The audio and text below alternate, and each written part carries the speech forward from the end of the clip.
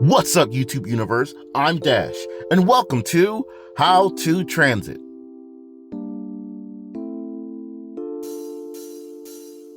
Before we even fully get into this episode, I want to just address some things.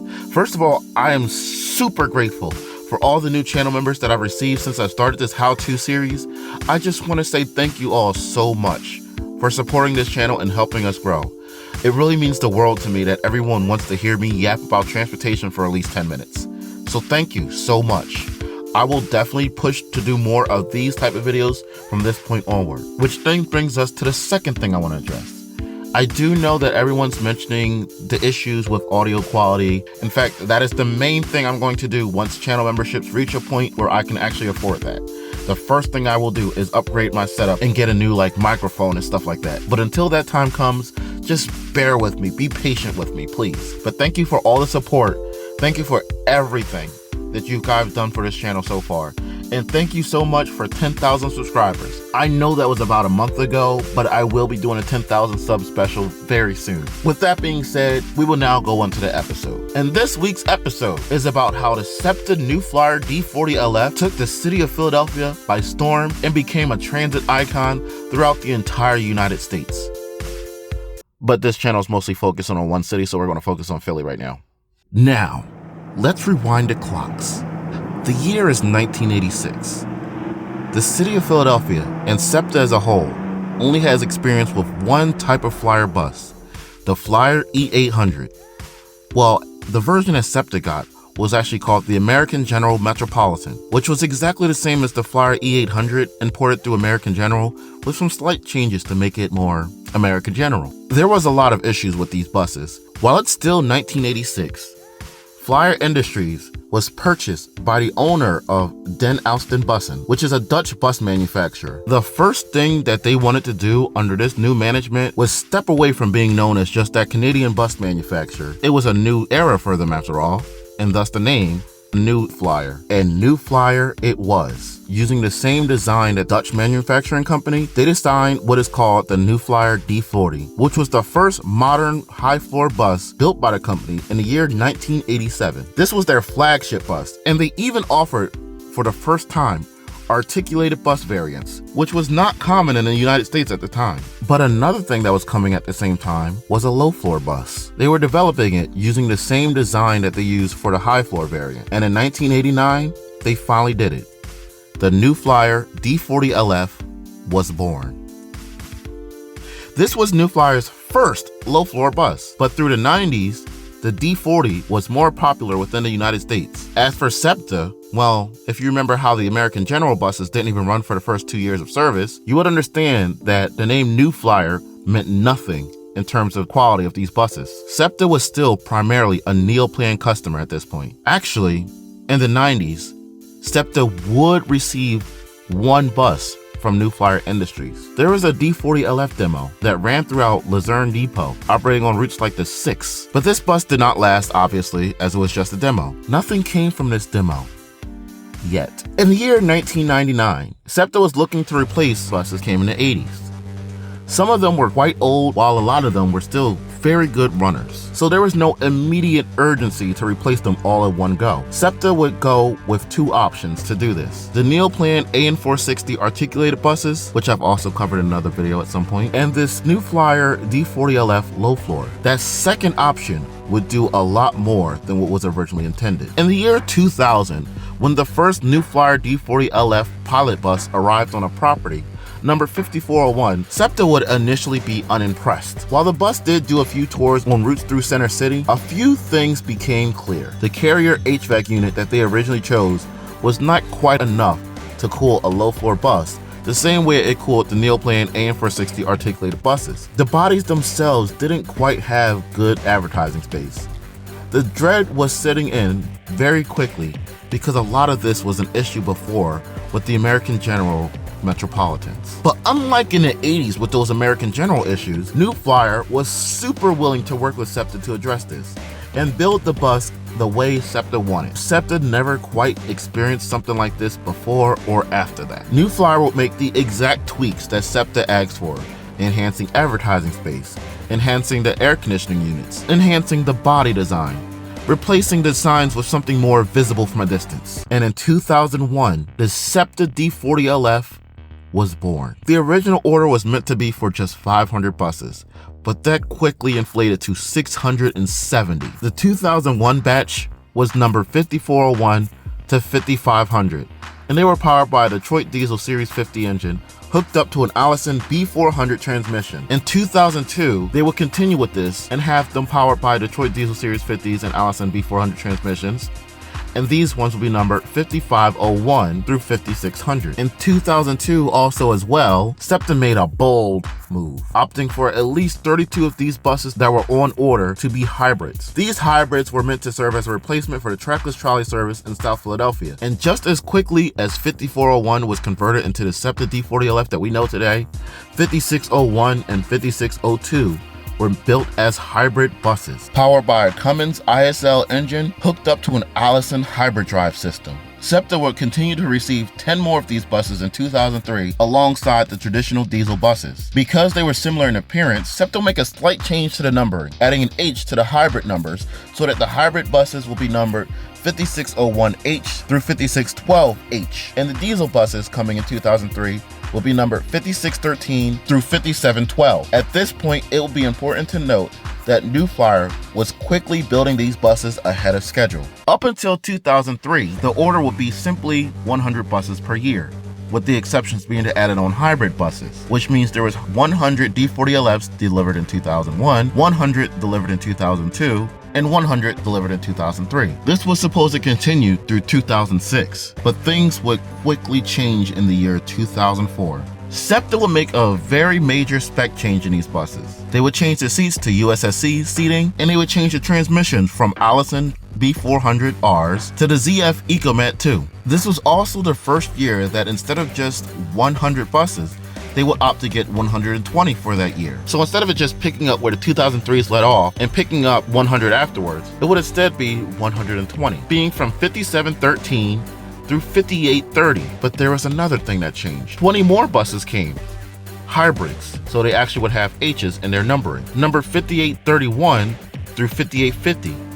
Also continued with the H system. Because the original batch came way ahead of schedule, mostly coming before the summer of 2004, SEPTA opted to get the 2005 order ahead of time. Another batch of 100 buses would come into SEPTA, numbered 5851 through 5950. This was originally the 2005 batch, but it came in 2004 instead. When the 2005 batch was to come in, Detroit Diesel pulled the Series 50 engines from the market, meaning SEPTA could no longer get this as an option. SEPTA would then go on to get the Cummins ISL engine that was used in the hybrid buses instead. Because this was an engine change, there was a slight pilot period where 8000 would be the only bus on the property. The rest of the D40LFs will come towards the fall of 2005. This was also the second year that SEPTA would opt to get an additional 20 buses added onto the order, making the numbers go from 8000 to 8119. Since the engines also required ultra-low sulfur diesel fuel, and Southern Depot was the only one that had them at the time with the hybrid buses, all 120 buses were originally assigned to Southern Depot. But at this point, everywhere you looked in the system, where you would once see a Neoplan AN440, you would now see a New Flyer D40LF. But unlike the Neoplan AN440s, even though all the New Flyer D40LFs looked the same, every single one of them had a different sound or personality. Remember, the 2001 and 2002 units had a Detroit Diesel Series 50 engine hooked up to an Allison transmission, and it sounded like this.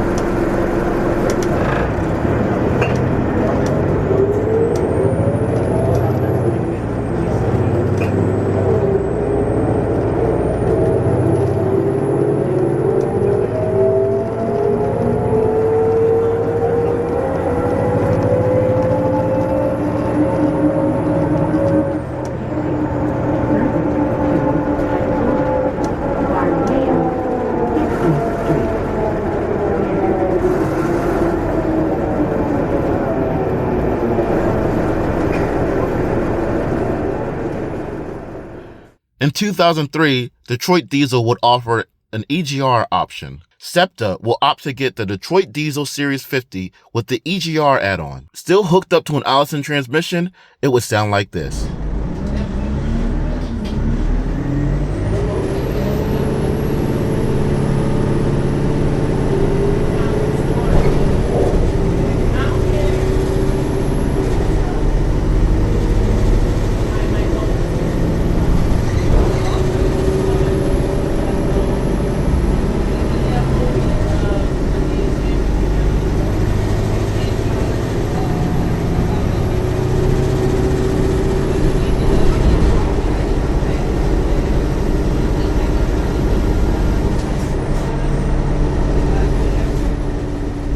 In 2004, SEPTA opted to have the Detroit Diesel Series EGR hooked up to a ZF Ecomat transmission, so the sounds were more like this.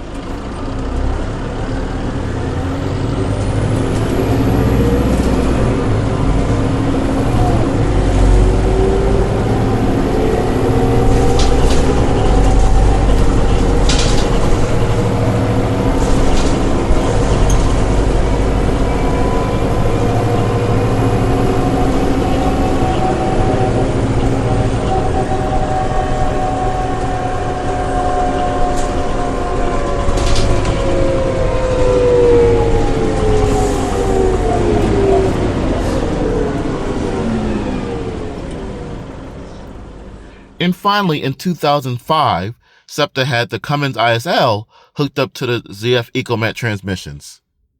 And it sounded like this.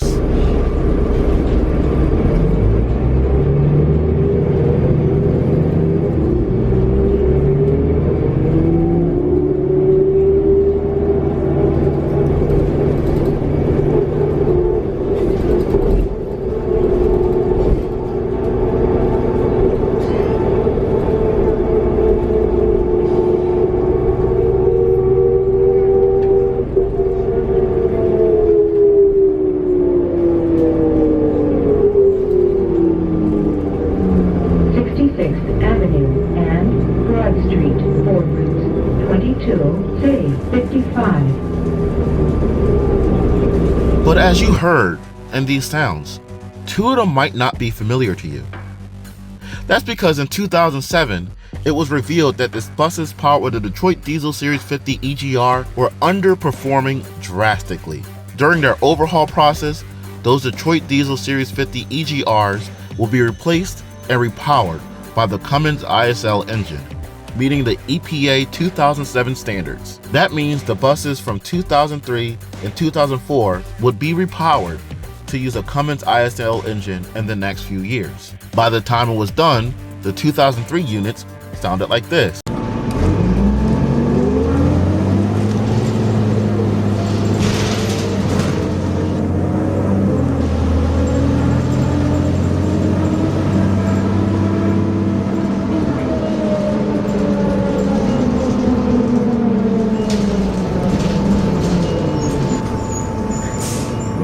And the 2004 units sounded like this.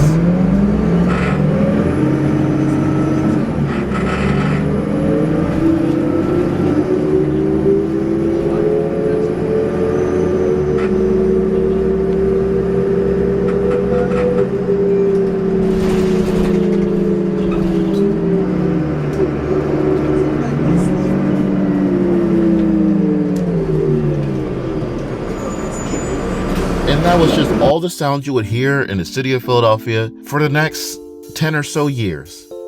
That's just how things were, until eventually the New Flyer Excelsior buses will ultimately end the stronghold of the New Flyer D40LF buses in the city of Philadelphia.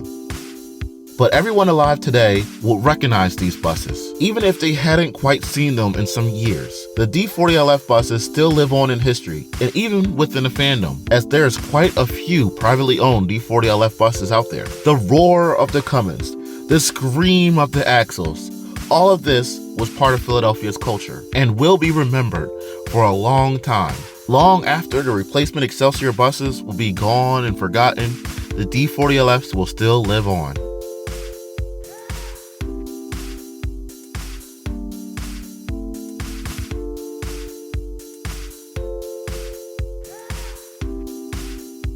Alright, first and foremost, I want to give a big shout out to all my channel members. Mustafa Humphreys, Zenith Harris, Jermon A. Barrios, Penny Manigold, and Derek Big Poppy, Tony Higgins. Thank you guys all so much for contributing to this channel.